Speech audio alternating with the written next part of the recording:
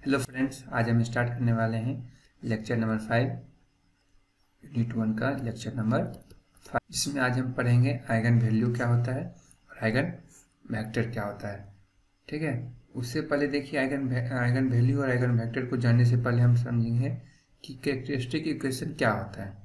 ठीक है, उसके बाद हम इसका किसी भी इक्वेशन का जब उसमें उसका रूट्स निकालते हैं, ठीक है, रूट निकालते हैं तो उसको हम लोग कैरेक्टरिस्टिक रूट भी बोलते हैं या फिर उसी को आइगन वैल्यू भी बोलते हैं। तो पहले तो ये समझते हैं कि कैरेक्टरिस्टिक इक्वेशन होता क्या है। चलिए देखते हैं। अकॉर्डिंग टू डिफिनेशन के अकॉर्डिंग ये कहता है कि अगर if we express A x equal to lambda I X where I is an identity matrix and lambda is an any scalar. यहाँ पे क्या है कि अगर हम किसी भी एक्सप्रेशन को किसी भी मैट्रिक्स है, कोई भी मैट्रिक्स है, उसको इस तरह से एक्सप्रेस या फिर ऐसे इस तरह से एक्सप्रेस करते हैं तो एक तरह से हमें ये होमोजेनियस सिस्टम ऑफ इक्वेशन मिलता है। ठीक है, इसमें अब हम देखेंगे कि किस तरह से हम इसका एक्स का वैल्यू निकालते हैं। Which is a homogeneous system of n equation in the n variable x1 x2 dot dot xn। The system have non trivial solution otherwise x equal to 0 which is impossible. तो आप देख सकते हैं कि अगर हम किसी भी मैट्रिक्स को, ठीक है, जैसे यहाँ पे देख लीजिए, इसको मैंने क्वेश्चन नंबर 1 दे रखा है। ठीक है, क्वेश्चन नंबर 1 इसको मैंने लेट किया, मान लिया कि क्वेश्चन नंबर 1 है। तो अगर हम किसी भी एक्सप्रेशन को, जो एक्सप्रेशन है A x equal to lambda I x, उसको अगर हम इस फॉर्म में अगर हम उसको डिनोट करते हैं, एक्सप्रेस करते हैं, तो वो ये क्या होता है, homogeneous system of n equation होता है। N equation means n number of equations in the n variables, और इसमें मतलब एन नंबर ऑफ वेरिएबल्स होंगे। ठीक है, जैसे वेरिएबल्स हो गए x1 x2 dot dot dot xn तक। ठीक है, तो आप देखिए सिस्टम में जो इक्वेशन नंबर 1 का जो सिस्टम ऑफ इक्वेशन है must have non trivial solution. तो इससे पिछले लेक्चर में हम लोगों ने डिस्कस किया था कि ट्राइवल सॉल्यूशन क्या होता है और नॉन ट्राइवल सॉल्यूशन होता है। नॉन ट्राइवल सॉल्यूशन क्या होता है, तो ये यहाँ पे दिया गया है कि अगर किसी भी मैट्रिक्स है उसको अगर इस तरह से एक्सप्रेस करते हैं तो उसका जो है क्या होना चाहिए, नॉन ट्राइवल सॉल्यूशन होना चाहिए। अगर ट्राइवल सॉल्यूशन हो जाएगा तो x जो है वो 0 के बराबर हो जाएगा। देन x अगर 0 हो गया तो ये पूरा इक्वेशन ही 0 हो जाएगा, तो हमें वो एक इक्वेशन नहीं मिल पाएगा, तो जो कि पॉसिबल नहीं है। इसीलिए हमें क्या यहाँ पे ये सिस्टम क्या होना चाहिए, सिस्टम ऑफ इक्वेशन ये नॉन ट्राइवल होना चाहिए। ठीक है, तो अब हम देखते हैं कि आखिर कैरेक्टरिस्टिक इक्वेशन बनता क्या है, मतलब कैसे बनता है और इसको हम किस तरह से इसको सॉल्यूशन निकाल सकते हैं। तो चलिए देखते हैं। For non trivial solution the coefficient matrix A minus lambda I will be singular. Singular means singular matrix आपने पढ़ रखा होगा कि सिंगुलर मैट्रिक्स क्या है कि ए माइनस लेमडा आई का डिटर्मिनेंट जो है वो क्या होता है, 0 होता है। ये मैंने पहले डिस्कस कर रखा है। तो चलिए आगे अब देखिए कैरेक्टरिस्टिक रूट और आइगन वैल्यू। कैरेक्टरिस्टिक रूट क्या होता है, जब कोई भी कैरेक्टरिस्टिक इक्वेशन है उसका जो वैल्यू आता है, इक्वेशन ऑब्वियस सी बात है, अगर कोई भी क्वाड्रेटिक इक्वेशन हो या फिर क्यूबिक इक्वेशन हो उसके वैल्यू आते हैं, तो उस वैल्यू को हम लोग क्या बोलते हैं, आइगन वैल्यू बोलते हैं। उसी वैल्यू को हम लोग आइगन वैल्यू भी बोलते हैं। ठीक है, और रूट तो आपने पहले ही पढ़ रखा होगा कि रूट क्या होता है, कोई भी इक्वेशन का रूट क्या कहलाता है, जो उस इक्वेशन को, वो वैल्यू जो उस इक्वेशन को सेटिस्फाई कर सके। ठीक है, तो यहाँ पे देखिए क्या लिखा है, the root of characteristic equation are called characteristic root और आइगन वैल्यू। उसी को हम लोग आइगन वैल्यू कहते हैं या फिर कैरेक्टरिस्टिक रूट कहते हैं। ठीक है, अब देखिए आइगन वेक्टर क्या होता है। तो आपको कैरेक्टरिस्टिक इक्वेशन समझ में आ गया कि किसी भी एक्सप्रेशन को, किसी भी कोई भी मैट्रिक्स है उसको अगर A minus lambda I into x के रूप में लिखेंगे इक्वल टू 0, तो ये हमारा क्या होता है, कैरेक्टरिस्टिक इक्वेशन होता है। इसका एक और कंडीशन क्या दिया गया था, ये जो है इसका ये नॉन ट्राइवल नहीं होना चाहिए, और साथ ही साथ ये जो है वो क्या होता है, सिंगुलर मैट्रिक्स होता है। ठीक है ना, ए माइनस लेमडा आई जो है वो सिंगुलर मैट्रिक्स होता है। तो सिंगुलर, अब हम आगे देखते हैं। ये हमने पढ़ लिया इसका। जो इसका रूट कैसे निकालते हैं, रूट क्या होता है, रूट आप कैसे निकालते हैं, उसका क्वेश्चन जब हम करेंगे तो समझ में आ जाएगा। चलिए आगे देखते हैं आइगन वेक्टर। आइगन वेक्टर क्या होता है? The corresponding non zero vector x is called characteristic eigen vector.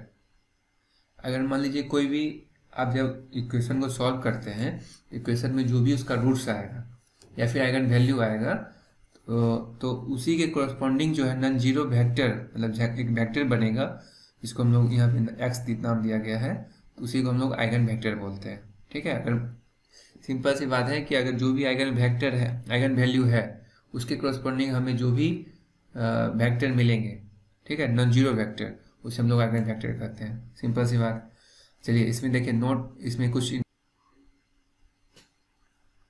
Eigen vector समझ में आ गया होगा। चलिए उसके रिगार्डिंग कुछ नोट पॉइंट दिए गए तो उसको हम लोग देखते हैं। If there is one linear independent solution and two eigenvalues are same, then there will be same eigenvector of the both eigenvalues. कहने का मतलब ये है कि अगर कोई भी कैरेक्टरिस्टिक इक्वेशन है, उसका जो भी सॉल्यूशन होगा, अगर सपोज मान लीजिए उसका 2 आइगन वैल्यू आ रहा है, और मतलब 3 आइगन वैल्यू आ रहा है, और वो जो दो, उसमें से 3 आइगन वैल्यू में से अगर 2 आइगन वैल्यू सेम है, तो उसके कोरस्पॉन्डिंग जो भी आइगन वेक्टर आएंगे वो भी क्या होंगे, सेम आएंगे। ठीक है, if there is two non linear independent solution and 2 eigenvalues are same, there will be different eigenvector of linear independent solution हुए। ठीक है, 2 लीनियर इंडिपेंडेंट सॉल्यूशन हुए, तो आइगन एंड 2 आइगन वैल्यूज, और उसके 2 आइगन मतलब 2 eigen value होंगे, और 2 आइगन वैल्यू क्या है, सेम है, then there will be different eigenvector of the each eigenvalue. अब देखिए जो उसमें 2 लीनियर, अगर सिंगल लीनियर इंडिपेंडेंट सॉल्यूशन होंगे तो उसका जो है आइगन वेक्टर, उसके कोरस्पॉन्डिंग जो भी आएंगे वो सेम होंगे। लेकिन अगर 2 लीनियर इंडिपेंडेंट सॉल्यूशन है, 2 लीनियर इंडिपेंडेंट सॉल्यूशन है, और उसका and 2 eigenvalue are same, और 2 आइगन वैल्यू क्या है, सेम है, तो उस कंडीशन में क्या होगा कि डिफरेंट आइगन वेक्टर होंगे।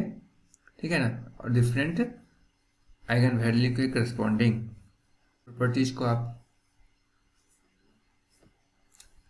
ध्यान से देखिए, आपके लिए बहुत ज़्यादा ये बेनिफिशियल रहेगा आगे जब भी हम क्वेश्चन को सॉल्यूशन करेंगे। तो देखिए यहाँ पे दिया हुआ है, if A is real, its eigenvalue are real और कॉम्प्लेक्स कंजुगेट इन पेयर्स। अगर ये कोई रियल है, ठीक है, तो उसका जो है, ये कोई रियल मैट्रिक्स है, तो उसका आइगन वैल्यू है वो रियल भी हो सकता है और कॉम्प्लेक्स कंजुगेट हो सकता है, और दोनों पेयर में होगा। Determinant of A equal to the product of eigen value of A. कहने का मतलब ये है कि ये कोई मैट्रिक्स है, उसका जो डिटर्मिनेंट है वो किसके बराबर होगा, product of eigen value of A, मतलब कि आइगन कोई भी उस मैट्रिक्स का आइगन वैल्यू जो होगा उसके प्रोडक्ट के बराबर होगा उसका डिटर्मिनेंट।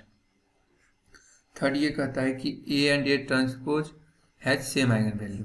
कहने का मतलब ये है कि अगर ए कोई मैट्रिक्स है, उसका ट्रांसपोज निकालते हैं, तो फिर भी उसका आइगन वैल्यू जो है वो सेम ही आता है।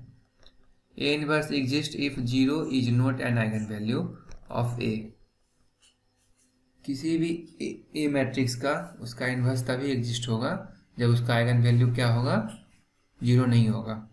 And eigen value of A inverse are 1 by lambda 1 comma 1 by lambda 2 dot 1 by lambda n।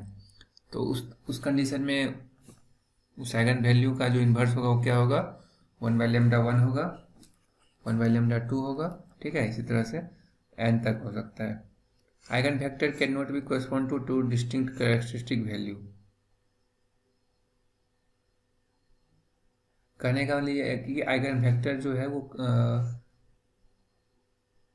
Corresponding two distinct characteristic eigen value के कोरस्पॉन्डिंग नहीं होता है। ठीक है, डिस्टिंक्ट आइगन वैल्यू या फिर कैरेक्टरिस्टिक वैल्यू के कोरस्पॉन्डिंग नहीं होता है। A to the power m has eigen value lambda की पावर m। मतलब ये कोई मैट्रिक्स है, अगर उसका पावर m है, ठीक है, इंडेक्स m है, तो उसका जो है आइगन वैल्यू क्या होगा, लेमडा की पावर n m। ठीक है, two vector x and y are said to be orthogonal if A transpose y equal to y transpose x, x transpose y into Y equal to Y transpose into x equal to 0 होगा। तो दो vector जो क्या होंगे, orthogonal होंगे। ठीक है, देखिए 8वां प्रॉपर्टीज, 8th नंबर प्रॉपर्टीज क्या कहता है, the eigen value of A diagonal and upper triangular and lower triangular matrices are principal diagonal element. Eigenvalue diagonal matrix का, अपर ट्रायंगुलर का या फिर लोअर ट्रायंगुलर का मैट्रिसेस जो भी हैं, इसके जो डायगोनल वैल्यू होंगे वो क्या होंगे, वो सॉरी आइगन वैल्यू हैं वो क्या होंगे, उसके डायगोनल एलिमेंट होंगे, प्रिंसिपल डायगोनल एलिमेंट होंगे। बहुत आसान है, समझ में आ गया होगा। चलिए आगे देखते हैं। तो हमने क्या समझा, सबसे पहले कैरेक्टरिस्टिक इक्वेशन।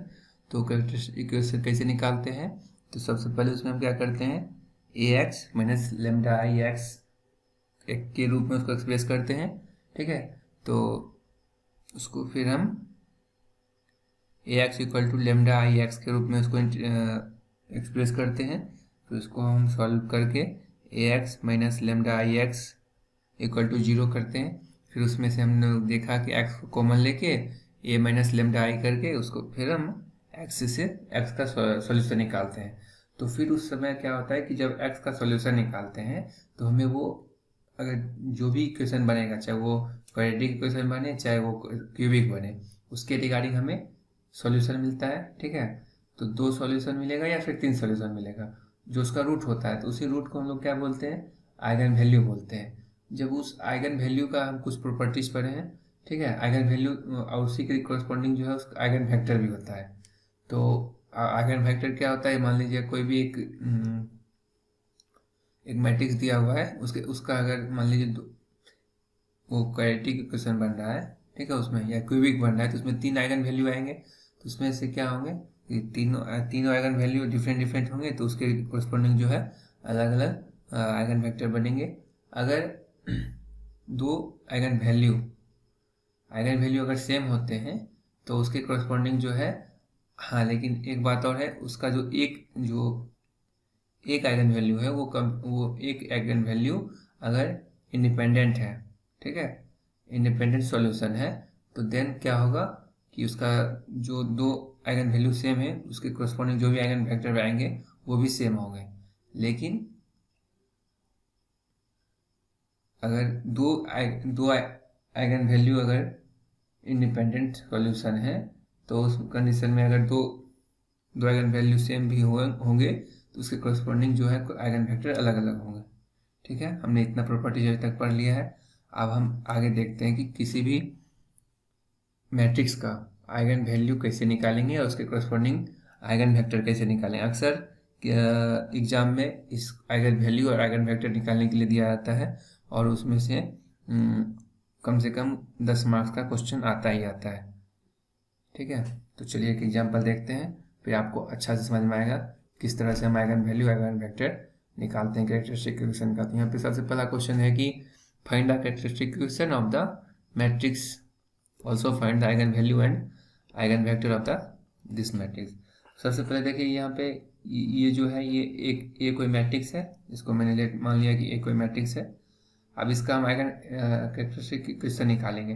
तो कैरेक्टरिस्टिक इक्वेशन निकालने के लिए इसमें हम क्या करते हैं, ए माइनस लेमडा आई, ठीक है, तो इसको हम इस रूप में लिखते हैं। तो ए माइनस लेमडा आई पहले लिखेंगे, कैरेक्टरिस्टिक इक्वेशन निकल जाएगा इसमें। ठीक है, तो ए माइनस लेमडा आई हमने किया, तो यहाँ पे देख लीजिए लेमडा को 1 से मल्टीप्लाई करेंगे तो 1 सॉरी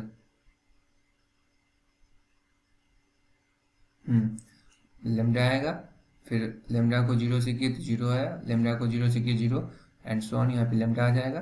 ठीक है, अब देखिए इसमें से 1 माइनस लेमडा करेंगे क्योंकि यहाँ पे लेमडा आ गया है।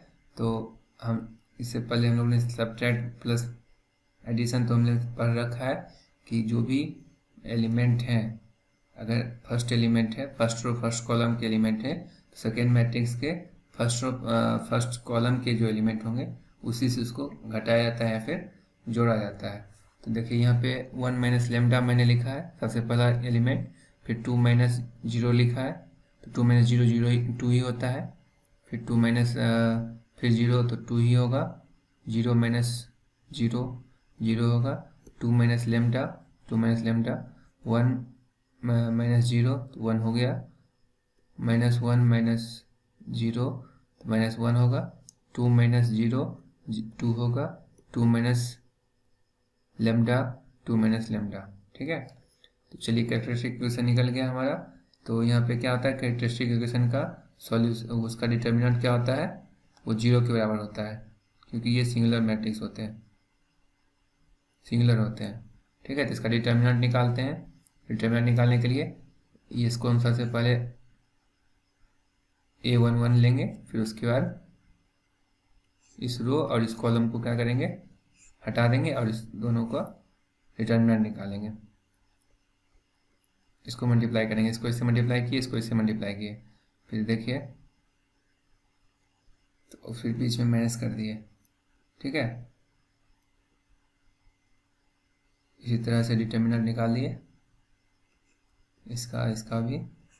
तो हमें एट लास्ट जो है वो क्या निकला, हमारा ये इक्वेशन निकला। इसको हम लोग क्या बोल सकते हैं, कैरेक्टरिस्टिक इक्वेशन।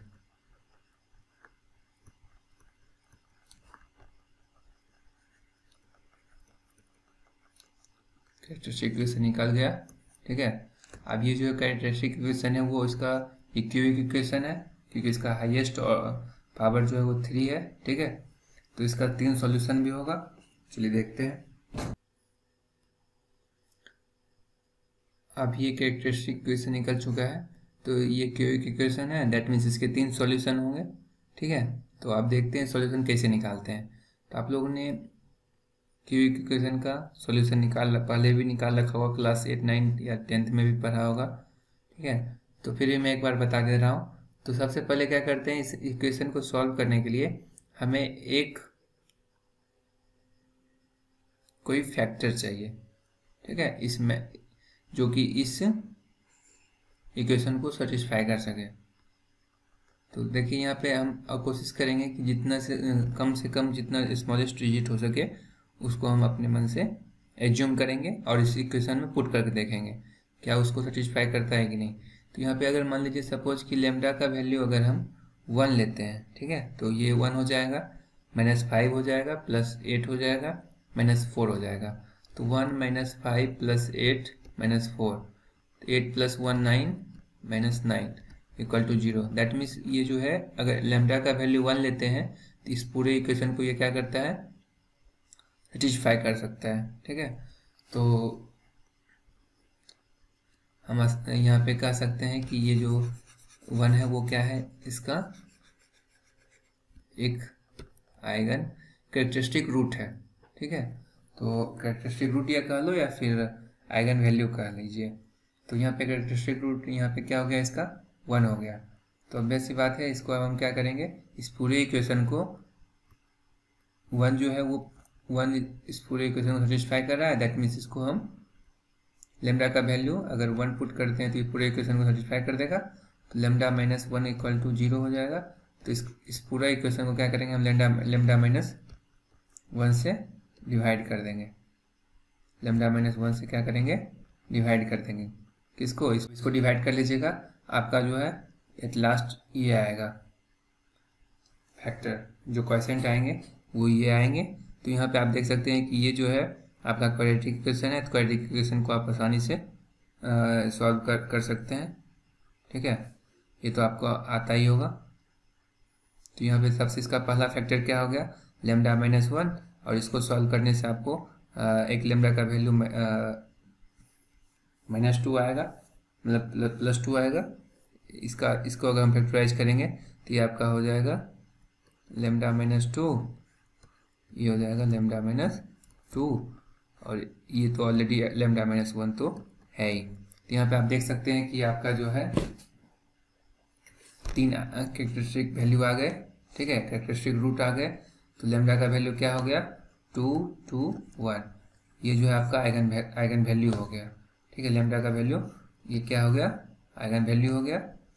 अब इसके कोरस्पॉन्डिंग जो हम देखेंगे इसका आइगन वेक्टर कैसे निकालते हैं। Now consider the relation ax equal to lambda I X, यहाँ पे आई छूट गया है, ध्यान दे दीजिएगा। तो lambda A x equal to lambda I X जो है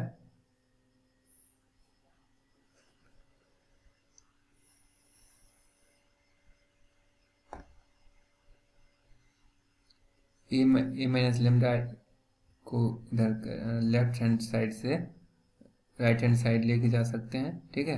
राइट हैंड साइड से लेफ्ट हैंड साइड इसको हम लेके आ गए तो ये जीरो के बराबर हो गया, तो A minus lambda I into x equal to zero हो गया। तो अब यहाँ पे हम क्या करेंगे, सबसे पहले लेमडा का वैल्यू क्या पुट करेंगे, 1। किस लेमडा का वैल्यू 1 पुट करेंगे, किसमें, इक्वेशन नंबर 1 में, जो कैरेक्टरिस्टिक इक्वेशन हमने सबसे पहला बनाया था। देखिए इक्वेशन नंबर 1 जो है ये हमारा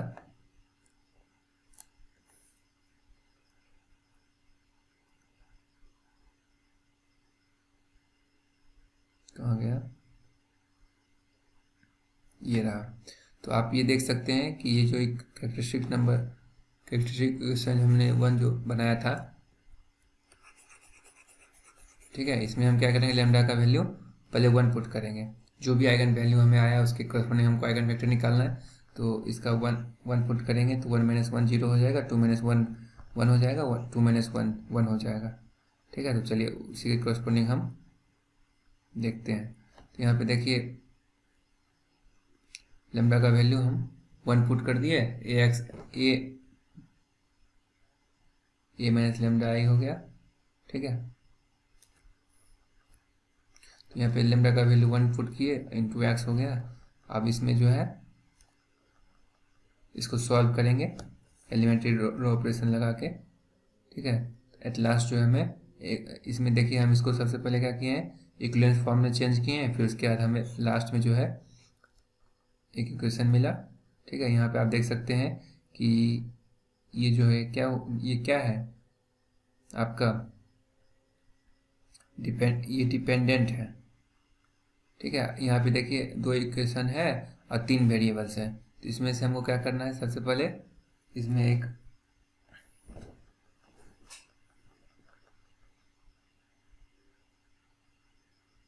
से इसको हम मान लिए कि लेट के जो है x3 का वैल्यू हमने क्या पुट किया, के मान लिया, ठीक है। तो x2 जो है माइनस के हो जाएगा। उसी तरह से इसको हम इक्वेशन नंबर इसमें पुट करेंगे, इक्वेशन नंबर 2 में। तो ये आपका हो जाएगा x1 का वैल्यू आ जाएगा, x2 का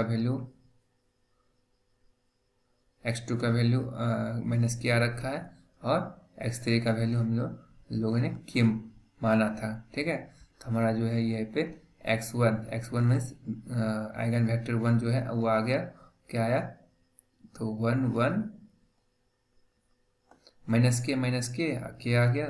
तो यहाँ पे हम के, या फिर इसको हम इस तरह से भी लिख सकते हैं 1 1 माइनस 1 भी लिख सकते हैं, ठीक है। माइनस के को बाहर निकाल दिए, ठीक है। आप देखिए दूसरा लेमडा का वैल्यू 2 पुट करेंगे क्वेश्चन नंबर 1 में, ठीक है। तो हमें इस तरह से ये आएगा।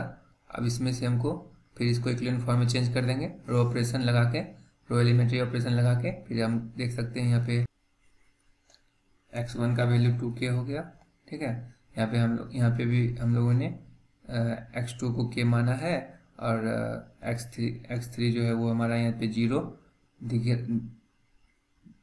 ये 0 आ गया, और x2 को हमने k माना, तो x1 का वैल्यू आ गया 2k, ठीक है। तो अब जो आइगन वेक्टर 2 है वो क्या है, x2 क्या है हमारा, आया 2 1 0, ठीक है। आप चाहें तो इसको आंसर यहाँ तक भी लिख सकते हैं, या फिर ऐसे भी कर लीजिएगा, दोनों सही है। x1 आ गया, और x2 x3 जो है वो क्या है, वो इक्वल है, दोनों का आइगन वेक्टर सेम है, आइगन वैल्यू सेम है, तो आइगन वेक्टर भी सेम होगा। यहाँ पे आप देख सकते हैं कि x1 जो आइगन वैल्यू 1 एक जो आइगन वैल्यू था वो क्या था, इंडिपेंडेंट था, ठीक है।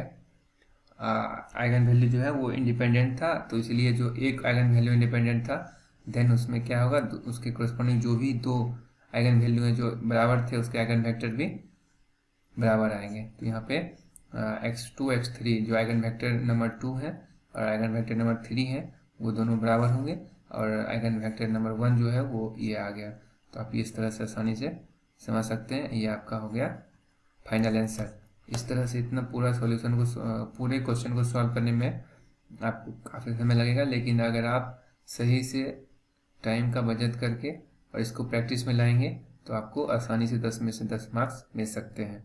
बस इसकी प्रॉपर्टीज जो है उसको याद रखिएगा, आपका सॉल्यूशन आसानी से हो जाएगा।